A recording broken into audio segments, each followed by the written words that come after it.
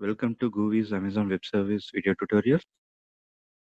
Today I'm going to walk you through Python basics, which will help you to learn PySpark in the upcoming videos. Let me give you the overview of Python. So Python is a programming language and it is used for web developments, database operations, mathematical operations, and primarily used in data science. And as I said, it's a base language for PySpark, and PySpark is a part of big data. Python is a platform independent language, which means it can be used in Windows, Mac, Linux, and Python can be written in procedural or object-oriented way. When compared to other languages, Python syntax is very much simpler, and within few lines of code, you can achieve your functionality. In other languages, you can see the scope or a block of code is denoted in curly braces, but in Python, it is denoted in indentations. Now I will show you how to install an IDE for Python. Python basically written in many IDEs like PyCharm, Eclipse, Jupyter Notebooks, Spider, and AWS provides an IDE called Cloud9. It's a separate service in AWS. So we can make use of Cloud9 as well. But in this tutorial, I'm going to use Jupyter Notebooks.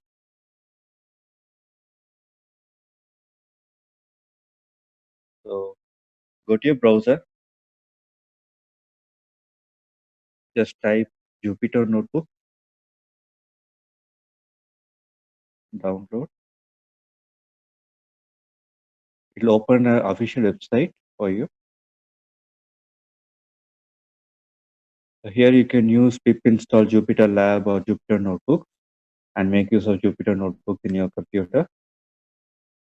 I basically recommend to go for Anaconda.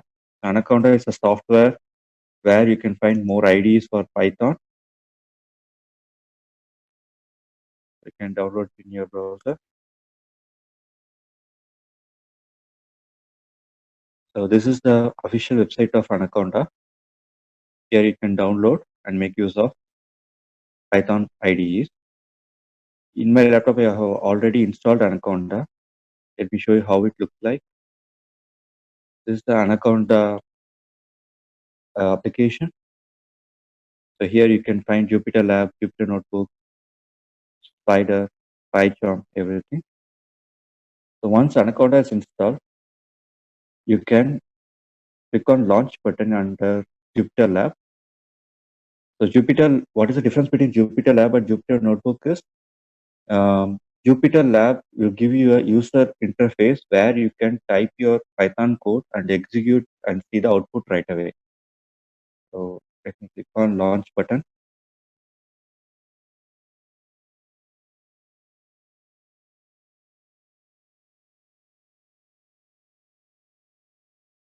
You'll open your browser and it works locally.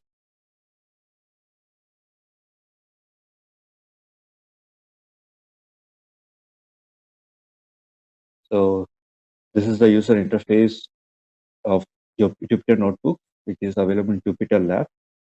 Here you can go and type your Python code, like for example, print hello, and click on this play button, and it will execute the output for you.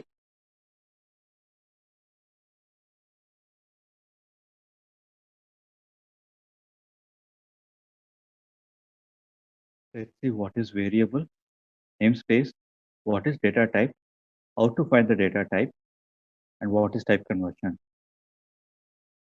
Variables are containers that stores data values.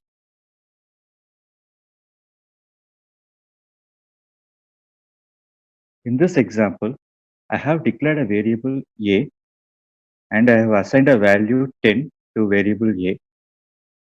In order to see what kind of value assigned to the variable, just type print function and provide the variable name. Here you can see the output 10, and this is the value assigned to variable a.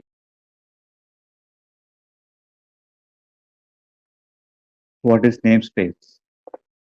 Namespace is the collection of names. All the built-in names and functions will be created when Python interpreter gets started. The built-in functions like id, print are readily available to us and can be accessed from any part of the program. In this example, I have declared two functions, function A, function B, and inside function A, I have declared a variable x and assigned a value 1 to it. In function B, I have declared a variable y and assigned value 2 to it. And outside, I have declared a variable A and assigned a value to it. Here, the variable x is a local namespace to function A, and variable y is a local namespace to function B, and variable A is a global namespace which can be accessed from any part of the program. What is data type?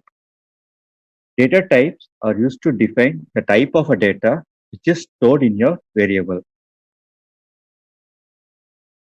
In this example, I have declared a variable A and I have assigned different kind of values to a variable. Unlike other programming languages, in Python, we no need to explicitly define a data type to a variable. Python can able to automatically understand based on the value what kind of data type it is and what kind of data type value assigned to a variable. In order to find what kind of data type for a value which is assigned to a variable, we'll be using type function. Type function is a function which is used in the Python programming to find the type of data type in a variable.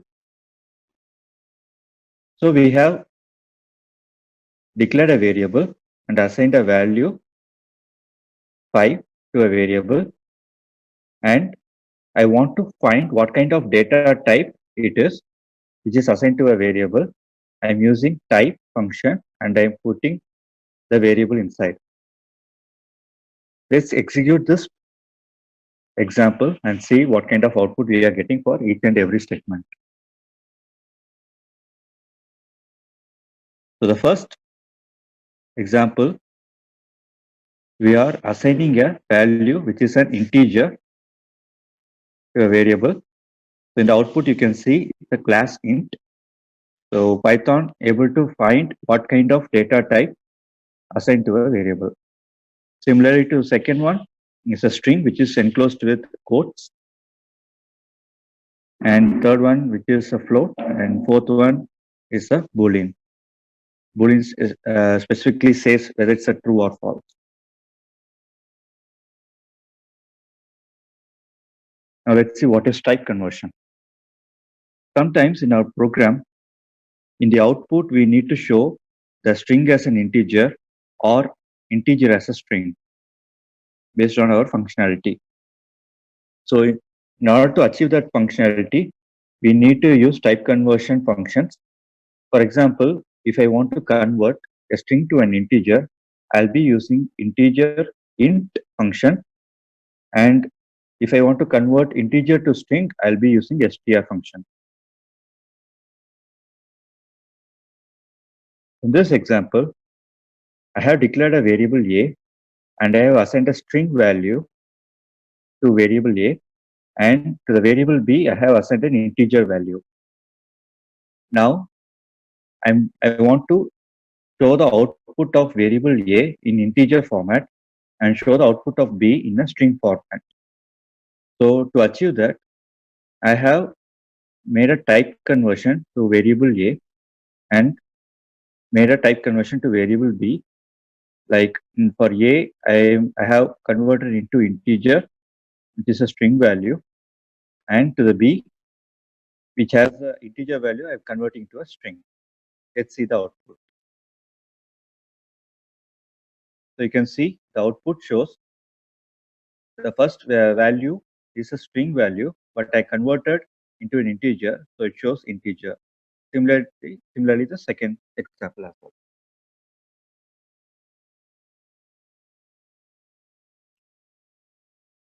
Now let's see about import.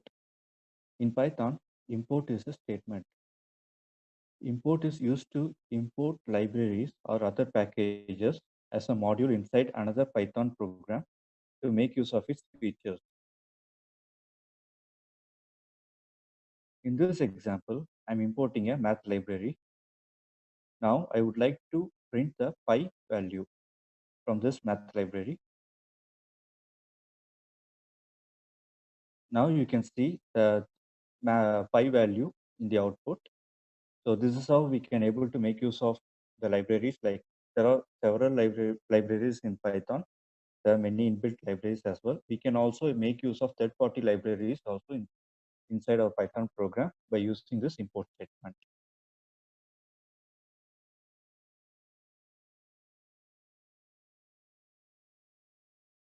Now let's see what is operator. Operators are used to perform assignment, calculations, and comparison on variables and values. In this example, I have defined two variables, x and y, and I have assigned 4 to x and 2 to y. Now I would like to make some mathematical operations on top of these values. So I would like to perform addition, subtraction, multiplication, and division. Now let's see how the values are getting printed. Now you can see how the mathematical operations are happening. So all these mathematical calculations can be done using operators.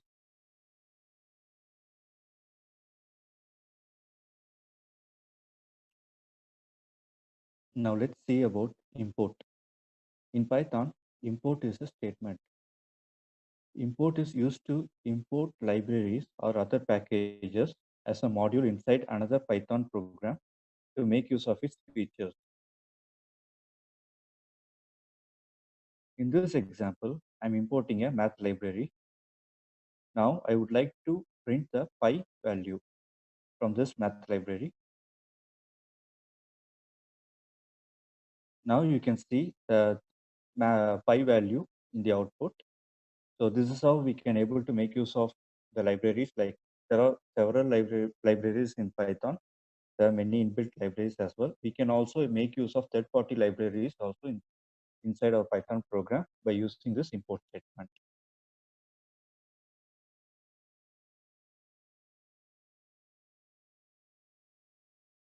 Now let's see what is operator. Operators are used to perform assignment, calculations, and comparison on variables and values. In this example, I have defined two variables, x and y, and I have assigned 4 to x and 2 to y. Now I would like to make some mathematical operations on top of these values. So I would like to perform addition, subtraction, multiplication, and division. Now let's see how the values are getting printed. Now you can see how the mathematical operations are happening. So all these mathematical calculations can be done using operators.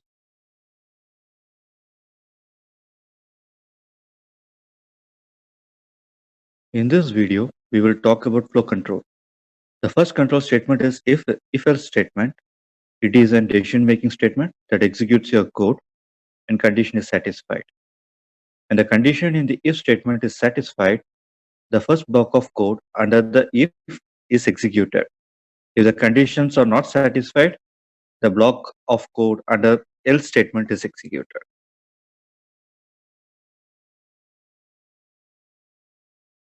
Let's see in the example. In this example, I have declared a variable count. I'm going to input a value like 0 to 10 or something.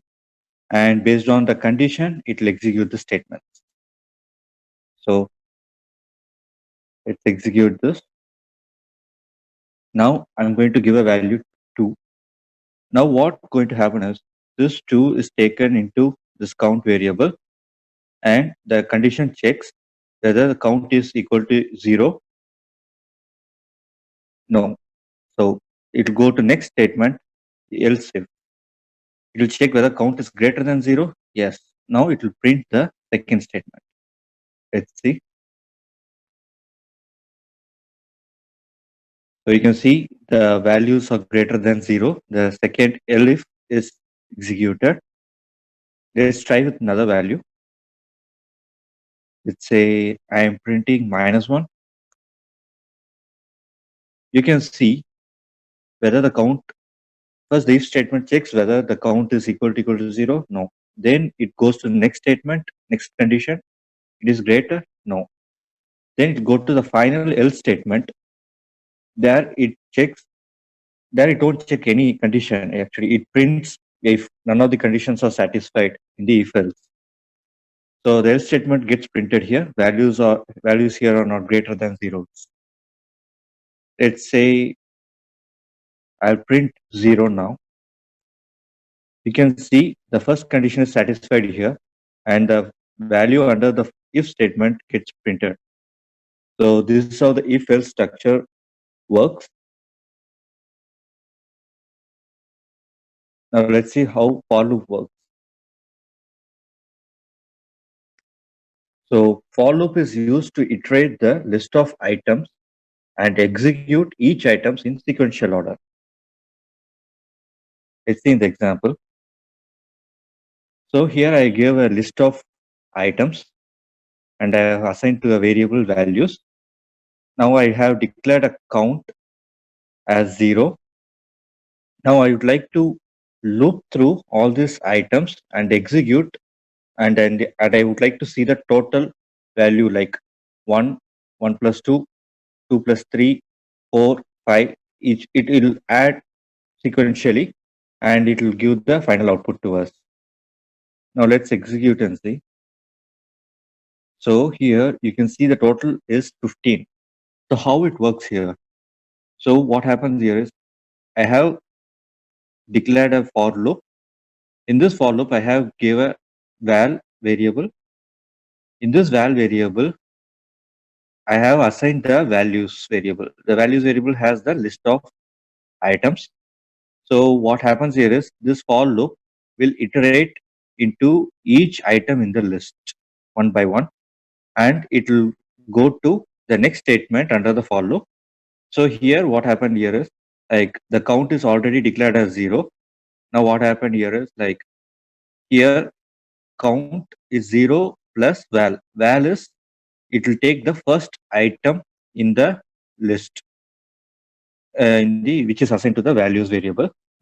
So what happened here is it will go to the list and it will take the first element or item from the list and it will give it to this val. These values will pass on to this val variable and this val variable holds that value. Now it will make an addition. So 0 plus 1, 1. The 1 will be added to this count variable, which is like it's assigning the 1 value to count variable.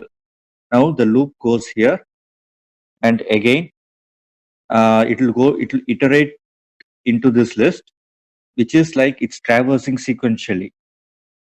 So it will take the second value, make it to this val variable. Now what happened here is the count is already had 1 and this val has 2. Now 1 plus 2, 3. The 3 will be added to this variable. So similarly, it will go through the list and it will take the final output and send it to us. So it will take the length of this list first and it will loop through based on the length of the list and it will get the final result set for us. This is how the for loop works.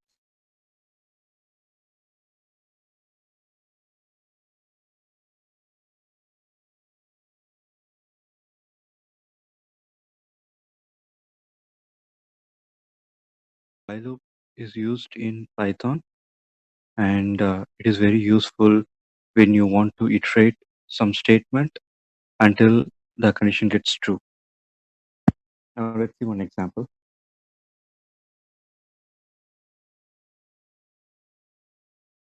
Here you can see I have declared a variable count and assigned 0 to it. This is something like I'm initializing the variable and I'm trying to iterate some statements inside while loop until the condition gets satisfied, which means like I want to get this count to be 2 from 0, and it will exit the loop and it will print the result set for us. So now let's see how it's going to work. Now in the while loop, I have declared this count variable and I'm checking whether this count is lesser than or equal to 2. If it is not, if the condition is not satisfied, the control will print count is less than 2 and it will increment the count variable. If everything is fine, like if the count reaches to 2, it will exit the loop and it will print the else statement. Let's see how it works. Let's execute this statement. Yeah, now you can see the first print is like count is less than 2, which means here the count is 0 and it's trying to validate whether 0 is lesser than equal to 2. So it's lesser than equal to 2. So it prints the first statement. Then it gets incremented by 1. Then again the loop comes here and again checks whether 1 is lesser than equal to 2, and again it prints and it goes to 2. Once it reaches the 2, so 2 lesser than equal to 2, so the condition satisfied, it is true. So it comes to the else part and it will print the count is greater than 2. So this is how the while loop works. Now let's see the next control statement. So break statement is used to exit from the loop based on the condition mentioned in the loop. So when the condition is satisfied in the loop, the break statement immediately it cuts down the process and it comes out of the loop completely. It won't execute any other statements which is below the break statement. Unlike break statement, condition will not exit from the loop completely, but skip that particular iteration. So this continue is something like it will not like break statement. Unlike break statement, it will not completely break out of the loop, but it will break only that particular statement. I mean that particular iteration, and it will continue the other iterations. So let's see how break and continue work.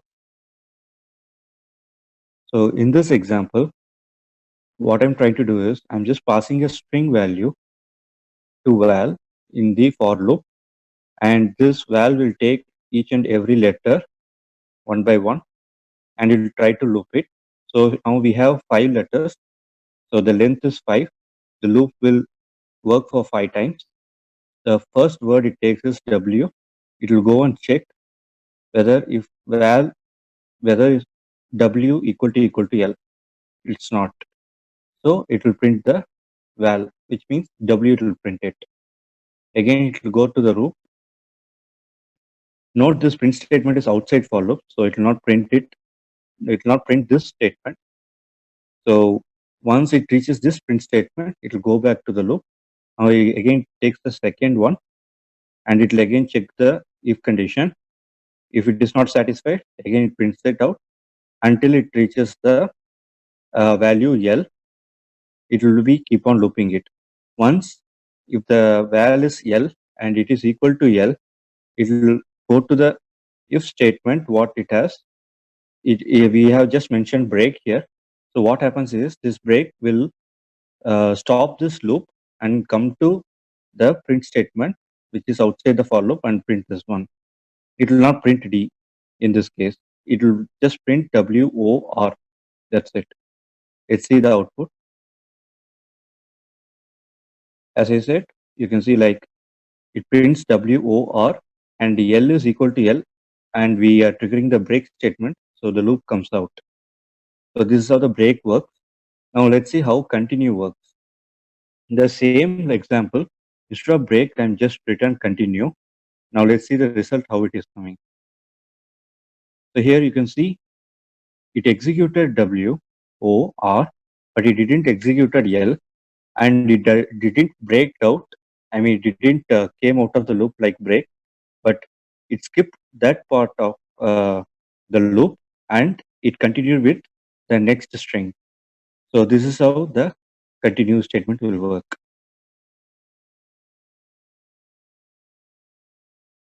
Now let's see what are functions. So function is an important concept in Python. So functions are basically a method, like other programming languages, how we use method in OOPS concept. Likewise, the same way we use functions in Python. So functions are basically act as a method. It is used to perform specific task.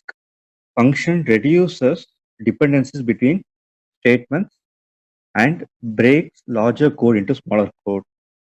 So that is a biggest feature of function. And each functions are reusable as well, which means we can call one function into another function. And to make use of its features, we will be invoking certain functions inside another function. So functions accept variables as parameters, where it can take input and performs actions and sends output. And this output can be passed further to other functions.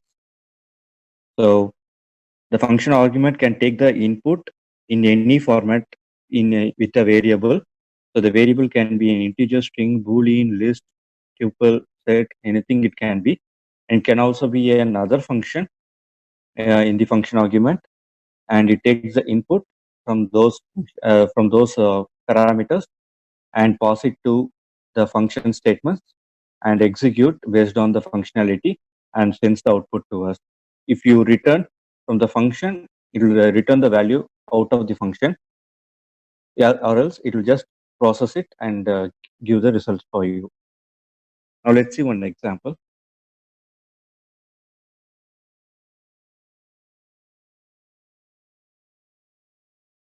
So in this example, I have declared a function. So a function will be declared using def statement. Def is a definition.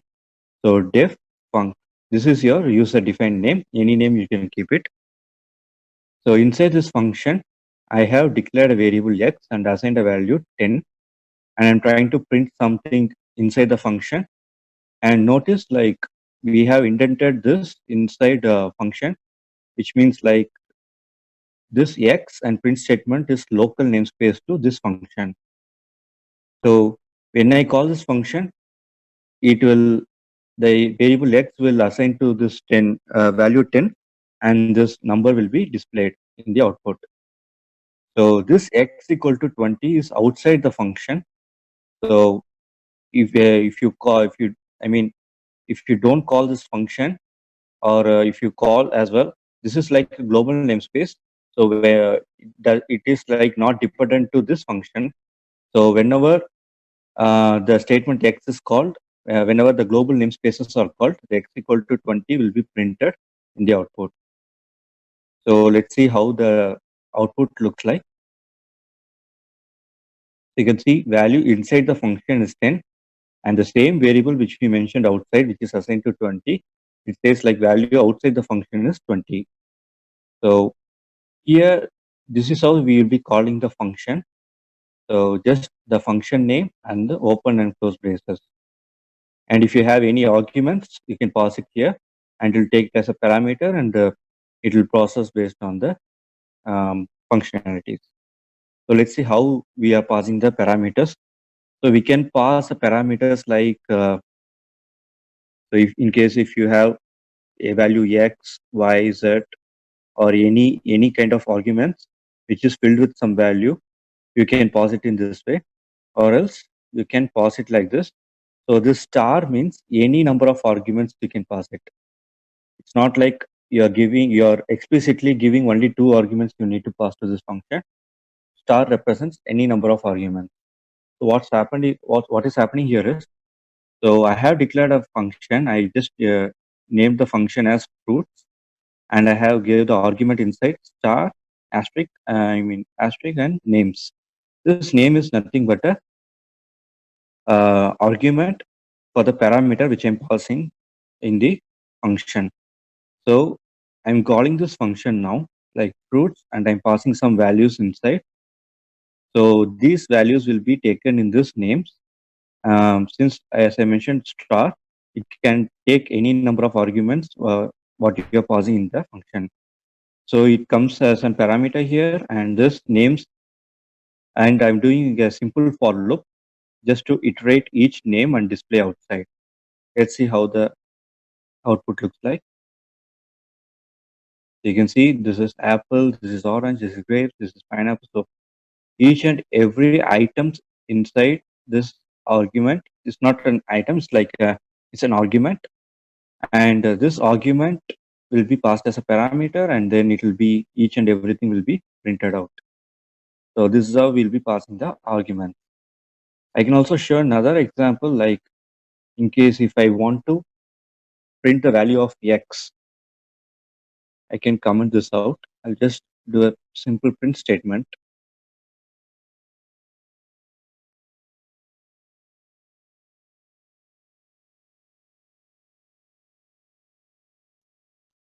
Print the value. I'm just giving the x. So what I'm going to do here is I'll just simply pass. I'll just call this function. I'll just pass one argument like say 10. Now let's see what is printing in the output. This 10 will be carried as a parameter to this definition function, and then this 10 will be printed outside. You can see print the value 10. So here I can pass only one argument since I'm defining only one parameter. So if I explicitly define like xyz, and I can able to see I have defined three parameters over here. So three arguments I can able to pass here like this. Since I have printed only x, it's coming it as x. Let's see if I want to print y set. You can see 10, 11, 12. It's getting this is how the function will be defined, and we will be passing the arguments or parameters to the function. Now let's see what is anonymous function. So anonymous functions are self-calling functions. It doesn't have any name. It runs automatically when execution process reaches its condition or line. These function uses lambda keyword. In Python, anonymous functions are also called as lambda functions. Let's see how it is working in the example. So it's very simple to define anonymous function. So lambda is a keyword which defines it's an anonymous function. So here I declared a variable like anonymous underscore f function, and I'm just giving the keyword lambda, which represents this is an anonymous function, and I'm declaring a variable for this and the colon. And what I'm doing here is I'm just calling this function, and I'm passing some value. Let's say it's 5 here.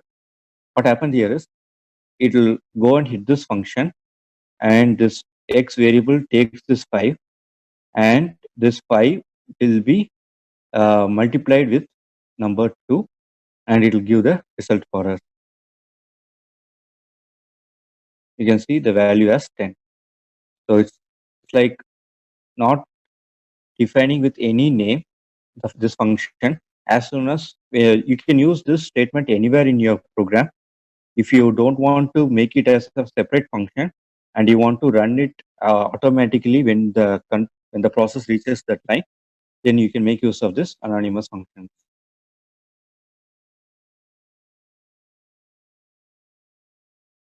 Let's see what is modules. So modules are files which contains Python code. It can be predefined or user-defined modules where the files are saved with .py extension. We can use this module to invoke other modules or other packages and make use of their functionalities. As I said earlier, we'll be using import statement to invoke these modules.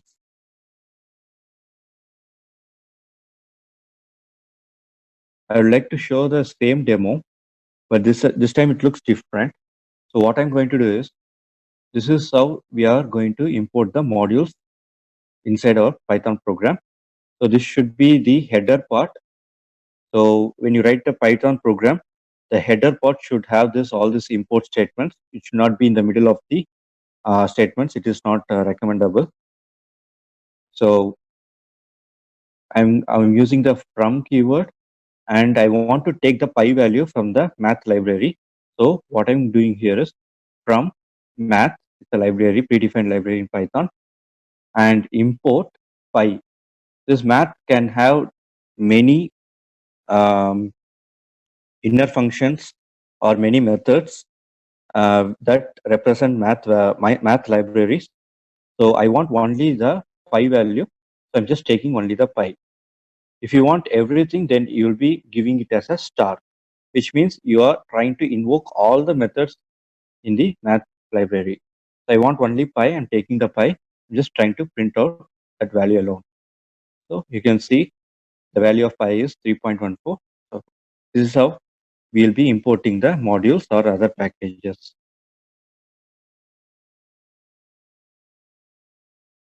In this video, we will see about data types.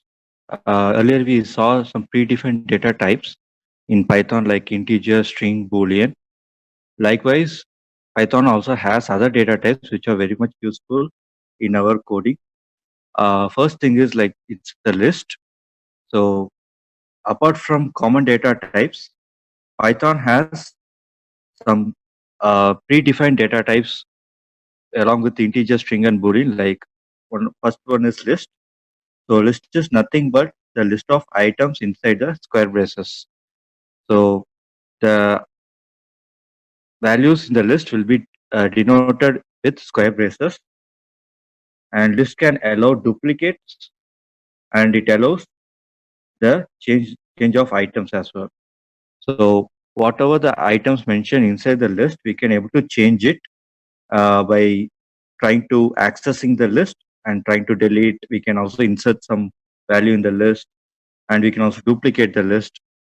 So there are many features with the list data type. Let's see some examples in the list. So the list will be defined like this. So this is a variable, and when a variable is assigned to square braces, like anything with the square braces or empty square braces, it is denoted as list. This variable is a list variable. And if you want to give the integers or strings or so whatever the values, this is something like this variable is with the list of integers. We are just giving 1, 2, 3, which is integer. So this variable is represented as list of integers. And you can also give mixed data types as well, like integer, string, float. So everything you can give all together inside the list. And you can also have list inside a list, which is called nested list. So this is how you will be giving the nested list. And indexing, list indexing means like you are trying to access each item in the list. So each and every items or values separated with comma is called elements or items. So I have 3 strings here separated with comma, which becomes apple is one item, and orange is one item, and grapes is one item. So these are called items. So I'm trying to take the items outside. So if I want to access the items, then I can say like my list square braces 0. So it's kind of an array, like starts with 0, 1, 2. So if you want to access orange, then you need to give apple is 0, orange is 1. So you need to give 1 here. Then to print orange in the output. So in the same way, you can see how to change the list. Like if I want to replace apple with some other string, so then I need to give it. It's very simple and straightforward. Just access that value in the list, and just pass some string value which you want to replace and print that variable. You can find the entire output. And if you want to add some items in the list, just use the append keyword with the variable, with the list variable, and add the string which you want to add it in the list. And then you can print and see the output. And in case if you want to delete something from the list items, you can mention which item you want to delete and give that array value, like as I said, 0, 1, 2. So if I want to delete grapes, then I need to give it as 2, and I need to use the keyword del. It will delete the item from the list and it will show in the output. Let's see how it is working. So my first print statement is like this list indexing. I'm trying to display the first item in the list. I gave my list of 0. Then you can see my first item is getting displayed in the output. And now I want to replace apple with tomato.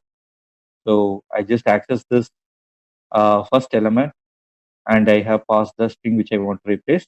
You can see in the output, apple is gone. It is replaced by tomato. Then the sequence items are displayed in the list. In the similar way, I want to add one string or one item to the list.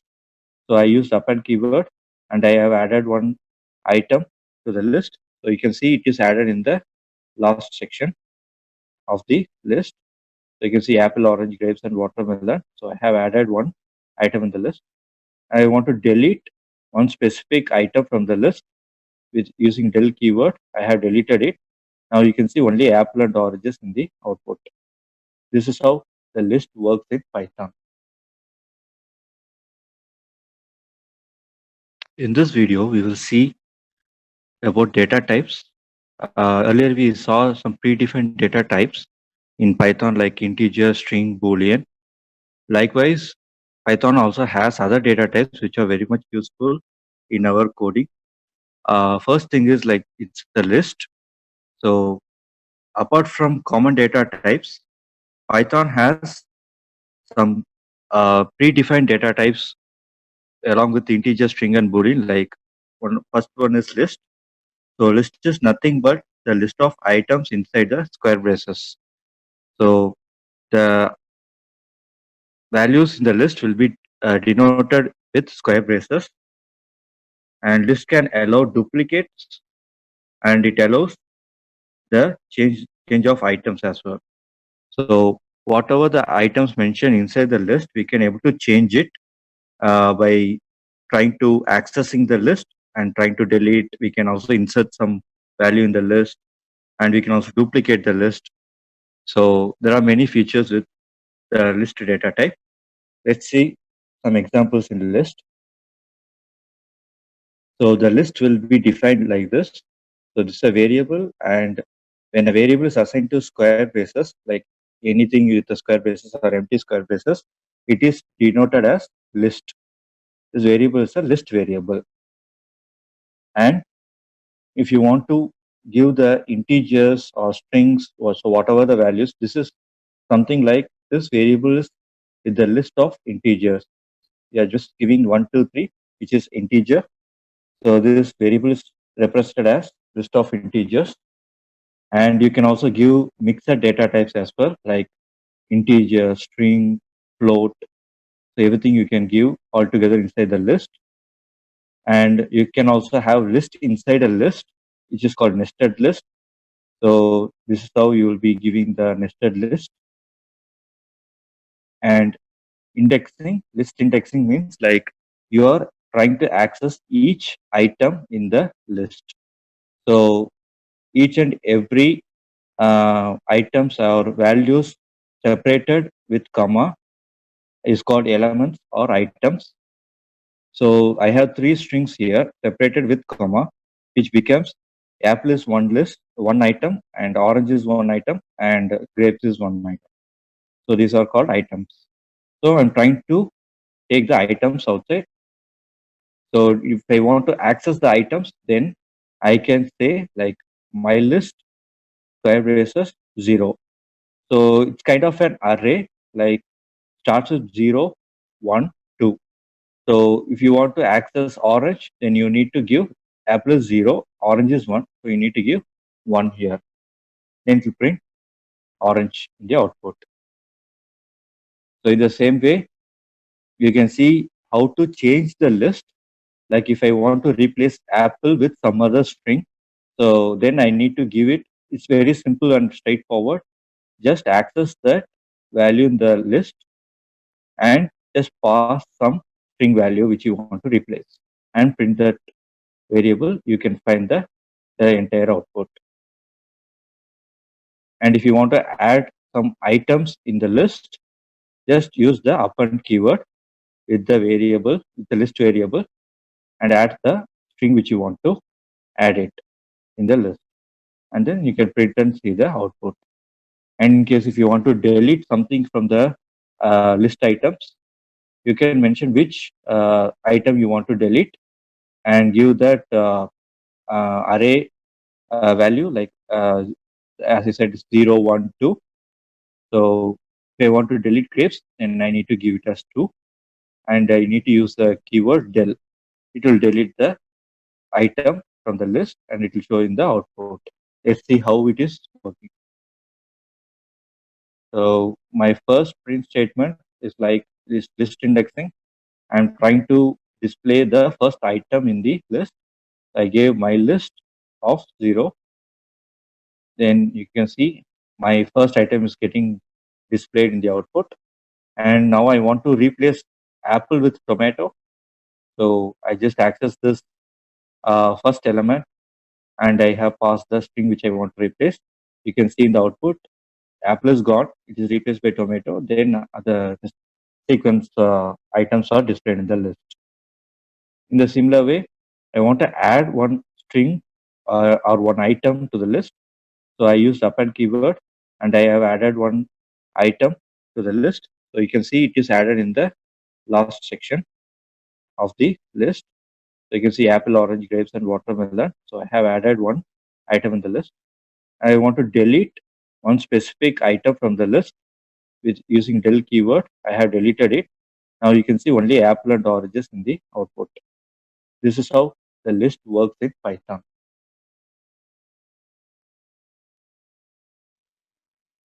In this video, we will look into set. Set does not allow duplicates and does not allow to change items. If set has list as item, then it's changeable.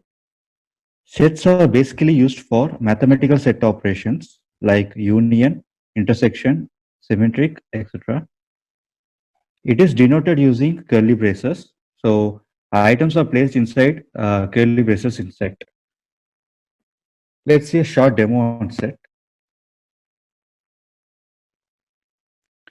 In Python, set is represented in this way. So any variable which has curly braces as is denoted for a variable, then it is called set. And for dictionary also we'll be doing it is, but I will let you know how it is differentiated later. So this example shows the set as integer values. So when you can also place some mixed values also inside the set, and you can also have a tuple inside a set. You can also have a list inside a set.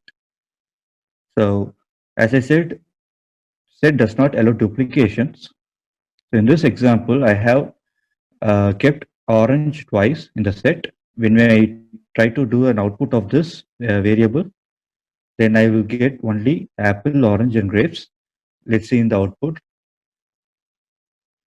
Now I can also change list to a set. I can, as I said, we can also do a type conversion in Python. So this is also one kind of type conversion. So I'm changing a list. This is list, and I'm trying to change this list into a set by using a set keyword.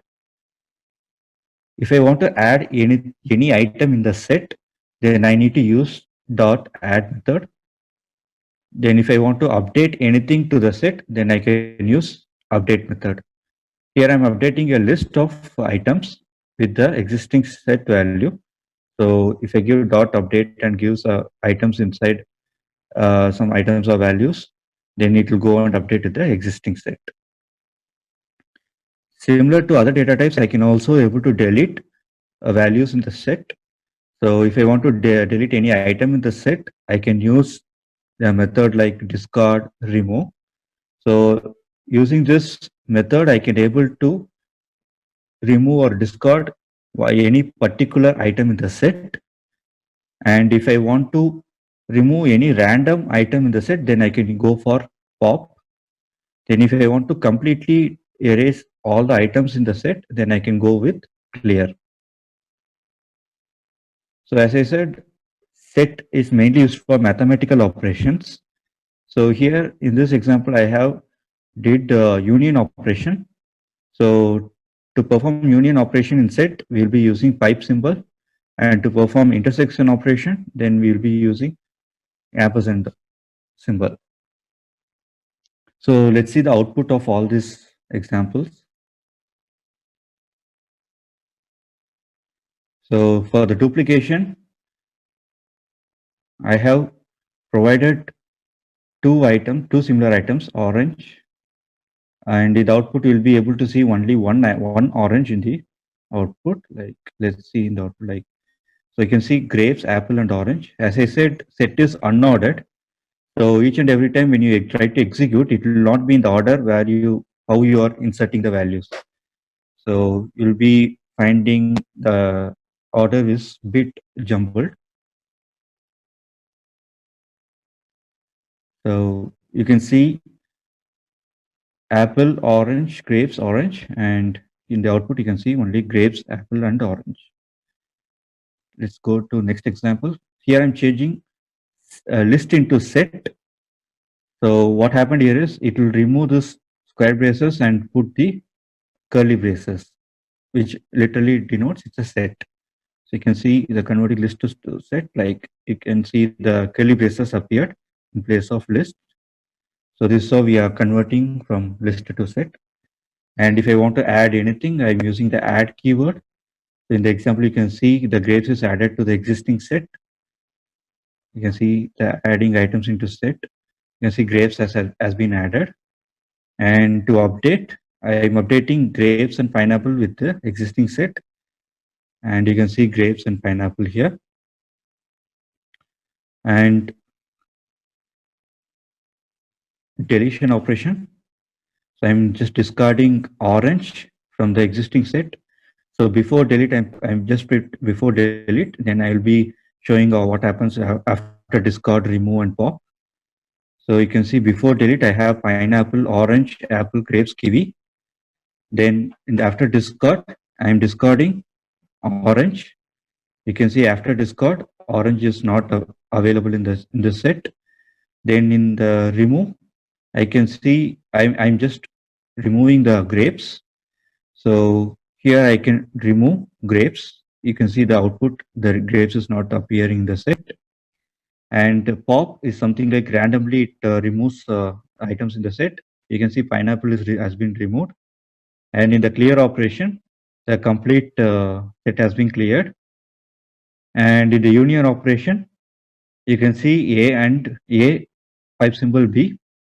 So it just avoids the duplicates. Union all will keep the duplicates, but union will avoid duplicates. So you can see 1, 2, 3, 4, 5. Then it avoided it merged. Actually, it will do the merge operation. So this 4, 5 merged with this 4, 5 and become 1.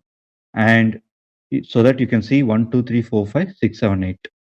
And intersection operation, it will take the common values. So for between A and B, 4 and 5 are the common values. So it took 4 and 5. So this is how the set operation works in Python.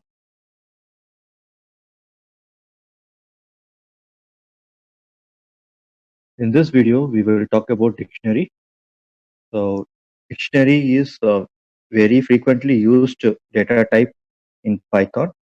So mostly if you have any requirement related to JSON and it need to be converted to nested JSON or flat JSON, and you want to take the strings out of the JSON and you want to make some manipulations, then you need to convert JSON into dictionary. So Dictionary is very important data type in Python.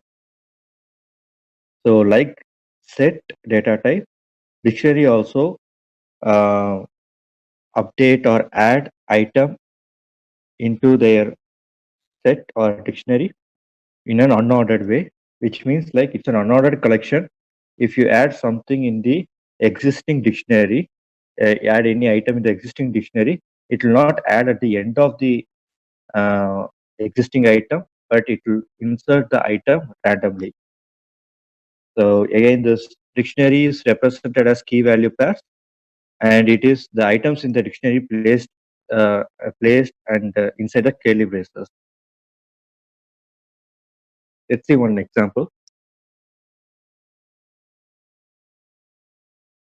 So here, this is how the dictionary will be defined in Python.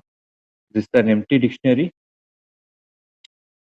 So don't get confused with set. This is a set and the dictionary both looks similar way based on the items what you are inserting inside this curly braces that represent whether it's a set or dictionary. So set as like other list and tuple, you can add the strings as it is, and but in dictionary you will be adding the items in key value pairs. So here the key, this is how the values are represented in dictionary. So here you'll be giving the key and you'll be giving one value for the key. So similarly, you'll be adding up the items in the dictionary. So you can also have a mixed keys in dictionary, like you can have a string key and string value for that, and you can have an integer key and list value for that. So accessing the dictionary items, so the same way like how you are using set and tuple and list, the similar way you can also use the same format for accessing the items in the dictionary. So if I want to get the value apple, then I need to access the key to get this value. So I'll be giving the name of the dictionary and give the square braces, and I'll give the key to get its value. I'll not give the value directly to fetch it. I'll just give the keys. So it's quite easy for you to get the values by just giving the keys. So here I want to take the value apple, so I gave the key fruit. So if I want to change anything in the dictionary, for example, I want to change. Okay, I guess it's mentioned wrong here. So for example, if I want to change something uh, apart from Canada, I want to change something in the origin, like let's say USA. I'll go to origin and I'll just mention it as USA. So what happened here is I'll just get, now I'm getting the origin outside. So what happened here is if I go to origin and if I go and access this origin in this dictionary, I'll get the value USA. I'll not get it as Canada. Let's see the output here. See, you can see the output. So first I'm trying to access some values in the dictionary, some items in the dictionary. So I want to take the value apple. So I gave the key fruit. So I got the output as apple. And I want to change something in the dictionary. For example, instead of Canada, I want to make it as USA.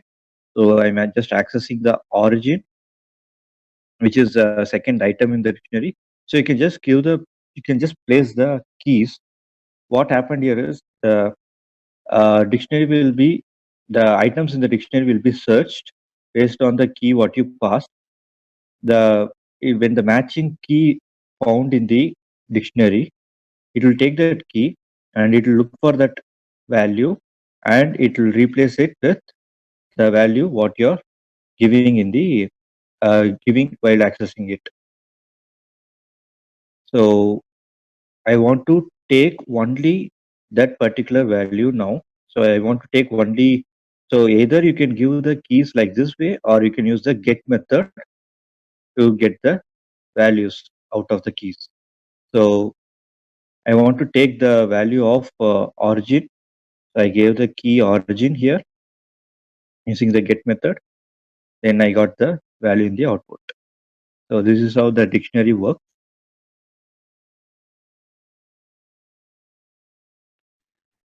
In this video, we will look into exception handling. So what is exception handling? When our program runs, if an error occurs, the program will stop its process and execution will be failed. To avoid execution failures, we need to handle those exceptions so that the other part of the program runs without any interruptions. To handle these exceptions, Python use try except statements. Let's see the example. So in this example, I have imported a predefined module sys. So this sys is basically used to give the type of exceptions. There are some predefined exceptions already mentioned in Python. So when you install Python, it will automatically appear and it will be available for you. So to represent the predefined exceptions based on, suppose if you don't know what kind of exception it is, you can make use of predefined exceptions from Python. In order to support that, we use this sys module. So I'm importing it, and I just created one list variable, and I gave a string integer values, and I'm trying to loop this value, and I'm trying to do a division operation to get the reciprocal out of it. And I'm just doing inside the try and except. So what happened here is, after entering inside this for loop, the control gets into try. It will print this entry, and it will print the entry. What kind of value is inside the entry, it will be printed here, and that value will be used for mathematical operations. If something happens, if the operation is not working properly, some failure is happening here, immediately the control or program goes to the except statement, and it will print the values whatever mentioned in the except. So here I'm printing some predefined exception based on the failure. So it will automatically gets what kind of failure it is, and it will print in the in this print statement. And I'm going for next entry, and I'm just printing some empty values. And this print is outside this loop, and finally this will print it. In case if there is no exception, it will go into try, and this value will be processed successfully. Calculation will be done successfully, and it will go to this print statement, and it will print the value outside. Let's see in the output.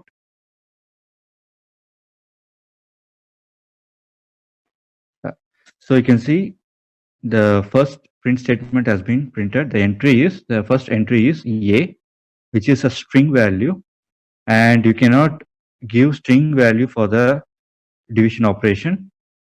So it throw an error, class value error. So this is not the right value. That is what it represents. We need an integer value to make the calculations. So in the next entry, it loops again. It takes a 0, and when although it's an integer, we cannot make a division to 0. So it throws 0 division error. Then again, and it takes some good value like 2, and it tries to make an operation, mathematical operation here. And you can see this was successful. The last value was successful. So it immediately came to print and last print, and then it printed like reciprocal of 2 is 0.5. So this is how the exception handling is done in Python.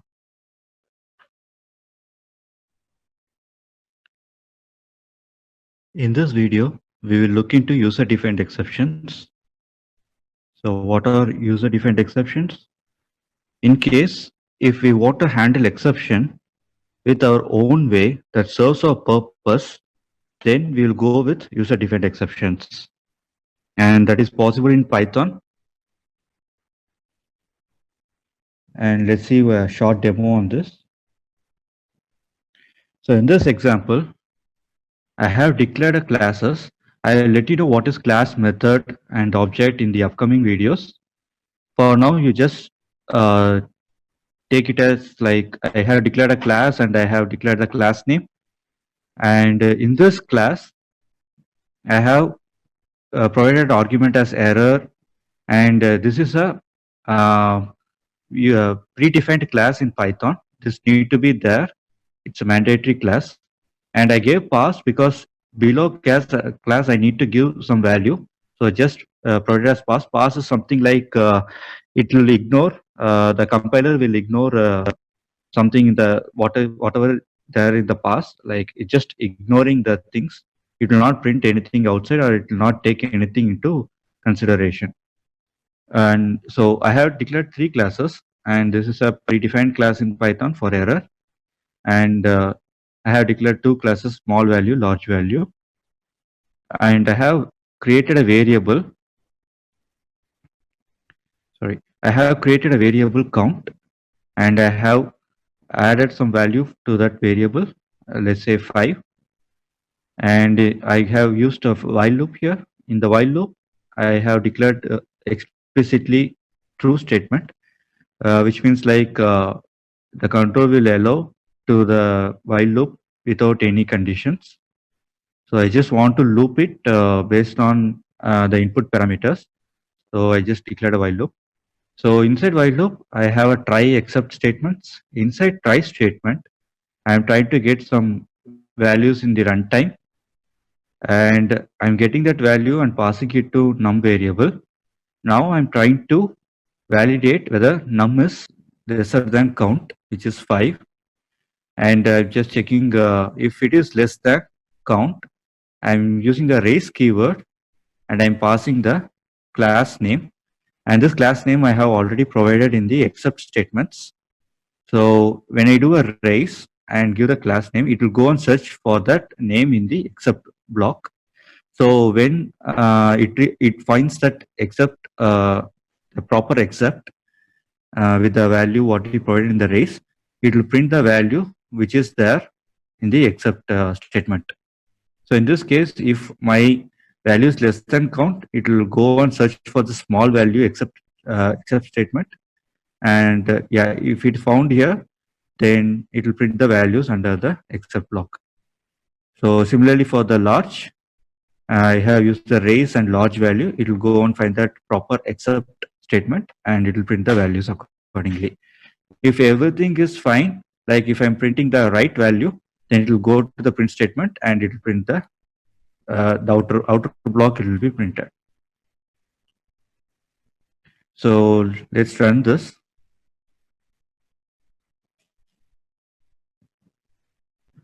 Let's restart it.